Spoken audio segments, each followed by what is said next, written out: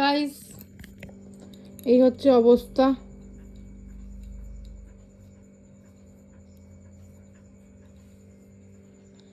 এত লোম ওঠে, এত লোম ওঠে গায়ে, কিন্তু লোমও নেই এখন। দেখো সব লোম কিন্তু মাঝখানে ওর কেটে ফেলা হয়েছিল, তার জন্য কিন্তু এখন সব লোম এখনো গজায়নি এই যে।